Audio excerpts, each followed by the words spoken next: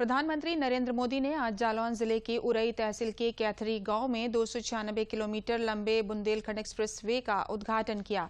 इस दौरान मुख्यमंत्री योगी आदित्यनाथ, उप मुख्यमंत्री ब्रजेश पाठक और केशव प्रसाद मौर्य के साथ भाजपा के अन्य नेता भी मौजूद थे। एक्सप्रेसवे के उद्घाटन के दौरान अपने संबोधन में प्रधानमंत्री नरेंद्र मोदी ने बुंदेलखंड के सभी लोगों को बधाई दी। उन्होंने कहा कि बुंदेलखंड एक्सप्रेसवे से चित्रकूट से दिल्ली की दूरी तो 3 से 4 घंटे कम हुई ही है, लेकिन इसका लाभ इससे भी कहीं ज्यादा है।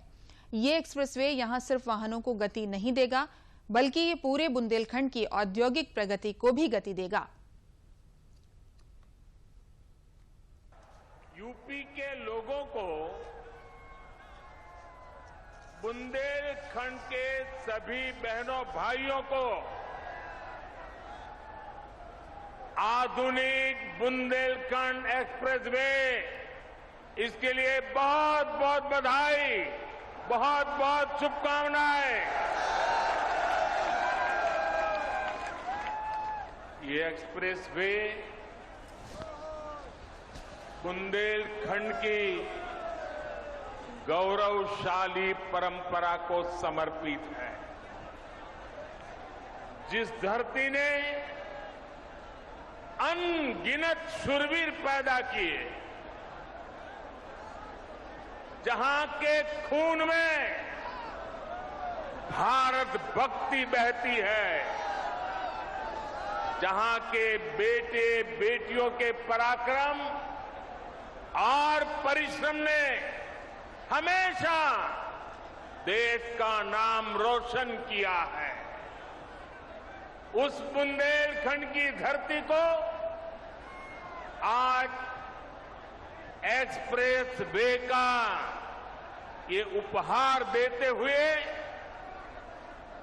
उत्तर प्रदेश के सांसद के नाते, उत्तर प्रदेश के जनप्रतिनिधि के नाते मुझे विशेष खुशी मिल रही है। भाइयों और बहनों, मैं दशकों से उत्तर प्रदेश आता जाता रहा। यूपी के आशीर्वाद से पिछले 8 साल से देश का प्रधान सेवक के रूप में कार्य करने का आप सबने जिम्मा दिया है। लेकिन मैंने हमेशा देखा था,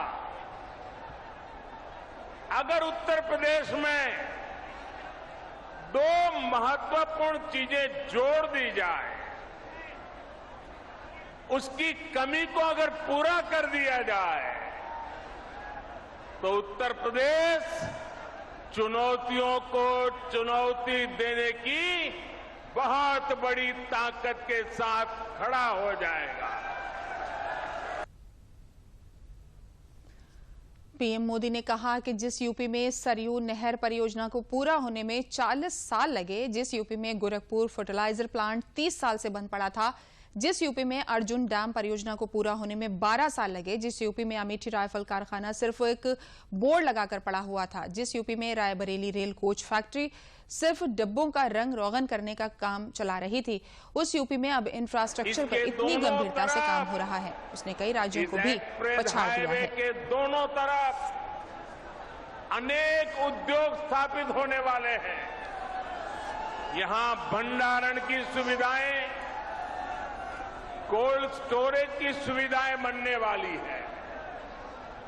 बुंदेलखंड एक्सप्रेसवे की वजह से इस क्षेत्र में कृषि आधारित उद्योग लगाने बहुत आसान हो जाएंगे। खेत में पैदा होने वाली उपज को नए बाजारों में पहुंचाना आसान होगा।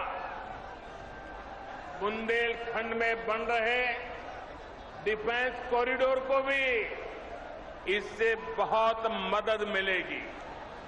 यानी ये एक्सप्रेसवे बुंदेलखंड के कोने कोने को विकास, स्वरोजगार और नए अवसरों भी जोड़ने वाला है। प्रधानमंत्री ने कहा कि आज हमारे देश में मुफ्त की रेवड़ी बांटकर वोट लेने के कल्चर लाने की भरसक कोशिश हो रही है। रेवड़ी कल्चर वाले आपके लिए कभी एक्सप्रेसवे नहीं बनवाएंगे। रेवड़ी कल्चर वाले ये सोचते हैं कि वो आपको खरीद लेंगे। रेवड़ी कल्चर वालों को हमको हटाना है। डबल इंजन की सरकार मुफ्त की रेवड़ी बांटने का कल्चर नहीं देती।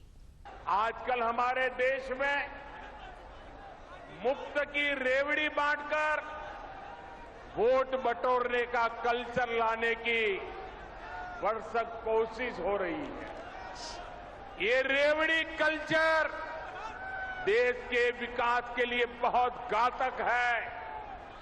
इस रेवड़ी कल्चर से देश के लोगों को और खास करके मेरे युवाओं को बहुत सावधान रहने की जरूरत है।